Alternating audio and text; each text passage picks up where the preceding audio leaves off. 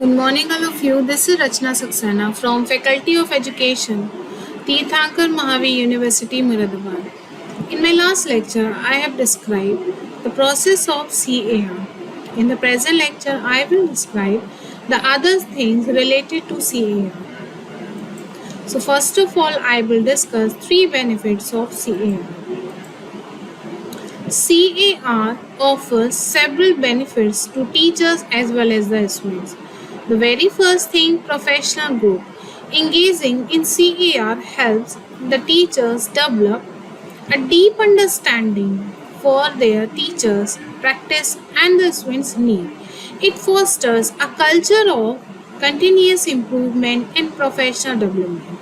Next is student-centered focus. CAR emphasizes the importance of addressing specific issues that affects teachers' students' learning experiences. By focusing on students' needs, teachers can tailor their approaches to better support with their students. Next is evidence-based practices.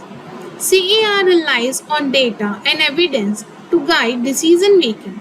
This approach ensures that changes are based on real classroom experiences and can lead to more effective teaching strategies. Next point is collaboration and sharing.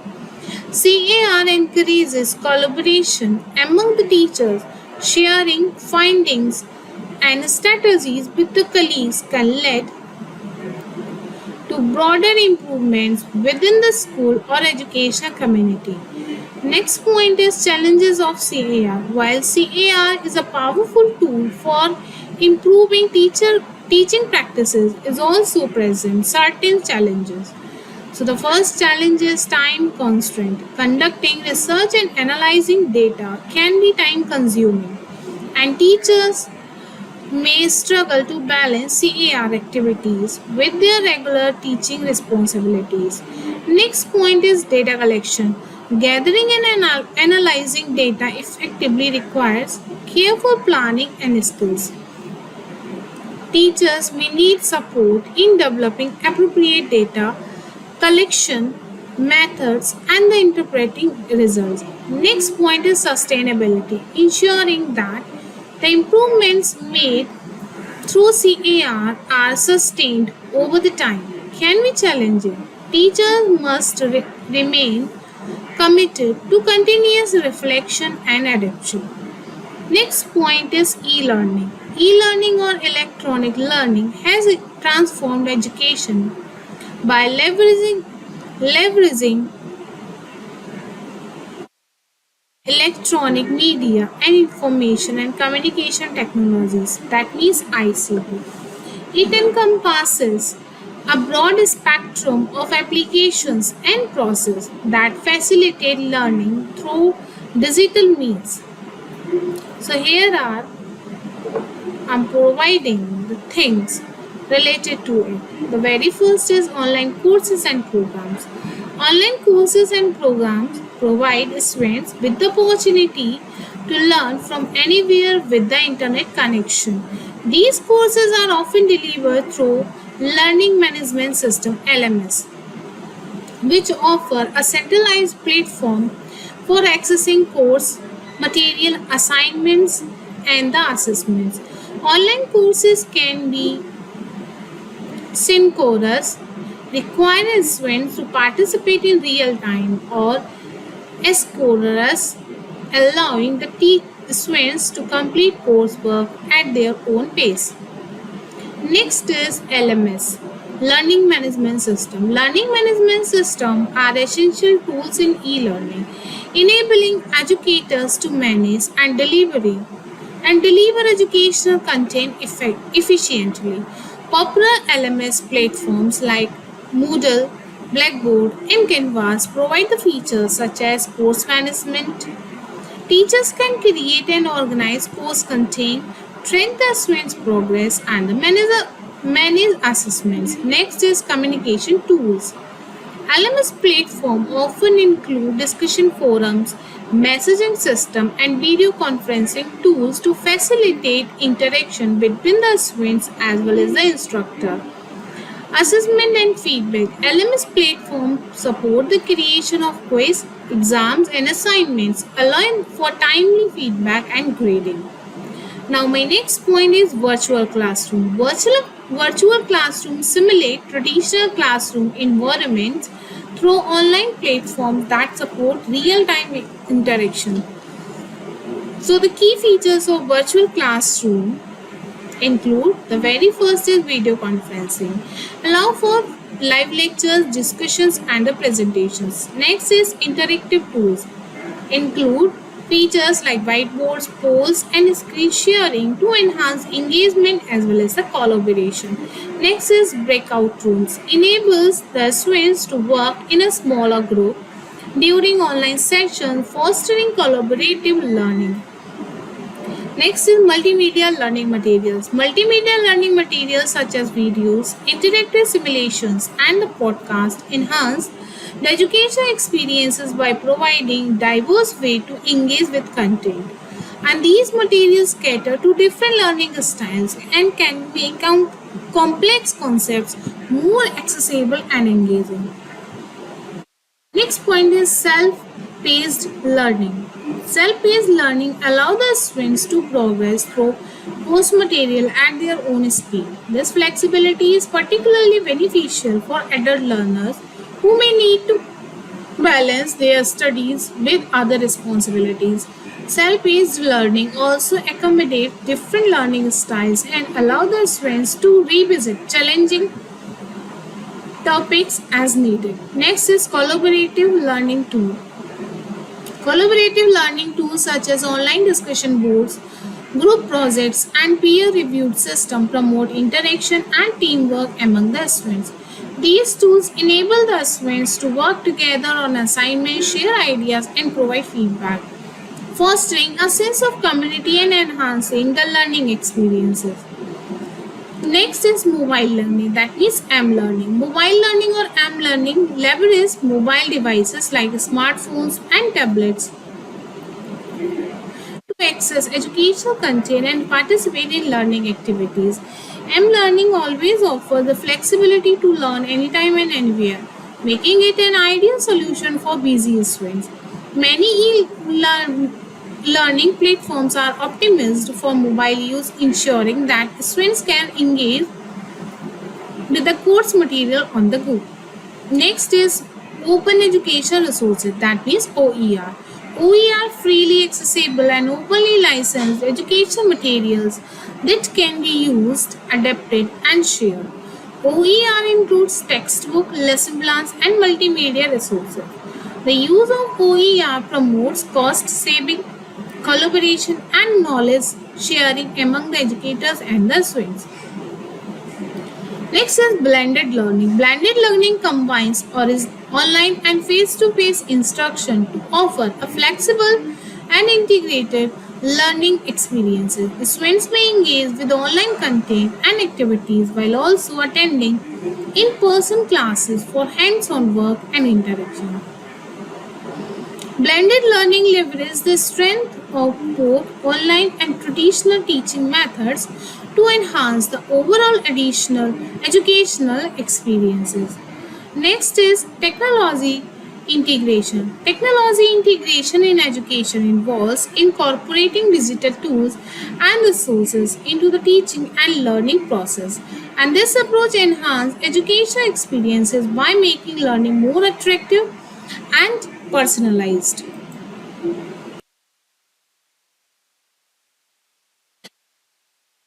So I'm having some points related to it. Devices and hardware. The use of digital devices such as computer, tablets and interactive whiteboards has become widespread in classroom. These devices allow the students to access digital content, collaborate with peers and engage in interactive learning activities. Interactive whiteboards, for example, enable the teachers to present information dynamically and interactively. Next point is education software and applications. Education software and applications support a range of instructional activities from creating multimedia presentations to conducting virtual experiments. These tools can enhance the engagement and provide the students with opportunities to practice skills and apply knowledge in various contexts. Next is blended and flipped classroom. Blended and flipped classroom models integrate technology into traditional teaching methods. In a blended classroom, students engage with both online and face to face instruction. In a flipped classroom, students review instructional content at home and use classroom time for interactive activities and problem solving. Next is competency based education. Competency based education focuses on developing specific skills and competencies rather than relying solely on traditional coursework and seat time. This approach emphasizes mastery of skill and knowledge, allowing the students to progress at their own pace. Now I am providing the key features of it. So key features are here: mastery based progression. Students advance by demonstrating mastery of required skill and knowledge, ensuring they are well prepared for the classroom challenges. Next is personalized learning paths. Competency based education allow for the personalized learning experiences, enable the students to focus on areas where they need improvement. Next is practical experiences. The approach emphasizes practical, hands-on experiences and real-world teaching scenarios, providing students with relevant skills and knowledge. Next is benefits are here. So benefit is flexibility. Students can progress at their own pace, accommodating different learning styles and needs. Next is focused learning. Emphasis on skill mastery ensures that students are well prepared for the challenges they will face in the career. Next is continuous feedback. Ongoing assessment and feedback help the students to understand their progress and areas for improvement. Next point is social emotional learning SEL. Social emotional learning focuses on equipping educators with the skill to manage emotions, build relationships, and foster a positive classroom environment. So, the importance of SEL is SEL training helps the teachers to address students' emotional and mental health needs, promoting a supportive and inclusive classroom atmosphere. It also enhances the teacher's ability to cultivate empathy, resilience, and effective communication in the students. Next, how many benefits of it? Benefits it enhance academic process. SEL contributes to improve academic outcomes by creating a positive and supportive learning environment. Next benefit is social skills development. SEL helps the students to develop essential social skills such as communication, collaboration, and problem solving. Next point is resilience and well-being. By addressing emotional and mental health needs, SEL supports the students to overall well-being and resilience. Next point is multicultural education. Multicultural education prepare the educators to teach students from diverse cultural background, emphasizing respect for different cultural perspectives and fostering an inclusive classroom environment. So here are some key points of it. The very first point is culturally responsive teaching. Teachers are teaching methods and materials that reflect diverse cultural experiences and challenges biases and stereotypes. Equity and social justice. Multicultural education addresses issues of equity and social justice, promoting a fair and inclusive learning environment. Next point is cultural competence. Educators are trained to understand and appreciate cultural diversity, helping to create a supportive and respectful classroom atmosphere. So the benefit is inclusive learning environment. Multicultural education ensures that all the students feel valued and supported, enhancing their education experiences. Next point is enhance education outcomes. By addressing diverse needs or perspectives, multicultural education can improve education outcomes for a diverse students population. Here are some key aspects of it. Assessment analyst. Educators analyze assessment results to identify trends, strengths, and areas for improvement. Next is tailored instruction. Data informs the customization of instruction to meet individual students' needs and address educational challenges. Next is evidence-based decision. Decisions are based on evidence, ensuring that teaching practices are effective and aligned with the students' needs. Next, here are some benefits of it. The very first is improved learning outcomes. Data-driven decisions lead to more effective teaching strategies and better students' performance. Next is informed interventions. Data help identify students who need additional support and enables targeted interventions. Next point is global perspectives. Global perspectives in education involves preparing educators to understand and teach about international issues and cultural diversity. My next point is importance. Cross-cultural competence. Educators gain an understanding of global issues and cultural diversity to promote awareness and collaboration. Global awareness. Students are educated about international issues, fostering a sense of global citizenship and appreciation for diverse viewpoints. My next point is enhanced teaching. Educators are better equipped to teach about global issues and cultural diversity, and they change the educational experiences. Preparedness for connected world. Students are prepared to thrive in a globally interconnected world. My next point is environmental and sustainability education. Environmental and sustainability education equips the educators with the knowledge and skills to teach about environmental issues and sustainable practices. So here are some things related to it. Environmental awareness. Educators learn about environmental issues, sustainability and stewardship.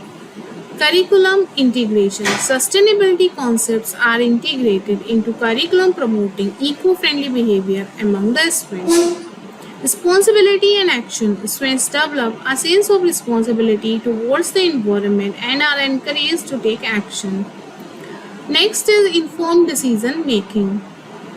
Environmental education fosters informed decision making and promotes sustainable practice. My next point is adaptive learning and differentiation. Adaptive learning and differentiation focus on tailoring instruction to meet diverse students' needs. So here are some points related to it. So very first is adaptive learning. Personalized adaptive learning. Adaptive technologies personalize learning experience based on individual performance and need. Next, dynamic adjustment. Instruction is adjusted in real time to address students' varying levels of understanding and skill. My next point is varied instructional strategies. Teachers modify teaching methods and materials to accommodate different learning styles and needs. Next point is flexible grouping. Students are grouped based on their needs and abilities, allowing for targeted instruction and support. My next point is policy and advocacy training. Policy and advocacy training prepares the educators to understand and influence education policies. So here are the key components. Policy understanding. Educators gain knowledge of education policies and their impact on teaching and learning. Next, advocacy skills. Training equips teachers with skills to advocate for effective practices and drive systematic change. Next is informed advocacy. Educators are better prepared to advocate for improvements in education system and students' outcomes. Next is policy influence. Teachers can influence the education policies and contribute to positive change in the education system. Now here are some trends in educational research. Current trends in educational research provide insight into modern teaching practices and instructional styles. So they are, the very first is team teaching. Collaborating teaching teachers work together to plan and deliver instruction enhancing the learning experiences through diverse perspective and expertise. Personalized teaching. This instruction is tailored to meet the specific needs and interests of individual students, promoting more effective learning. Mixed age classroom students of different ages learn together, fostering peer learning and collaboration across group A's. Next is cognitive science. Cognitive instruction is informed by research on how the brain learns, leading to more effective teaching strategies and practices. Next, critical thinking skill. Higher order thinking emphasis on developing students' critical thinking and problem solving skill, preparing them for complex real world challenges. The landscape of education is continually evolving, driven by advancement in technology, change in pedagogical approaches, and a deeper understanding of how students learn best. Classroom Action Research (CAR) offers a practical method for the teachers to enhance their practice and improve students' outcome. E-learning and technology integration provide new opportunities for personalized and flexible learning experiences.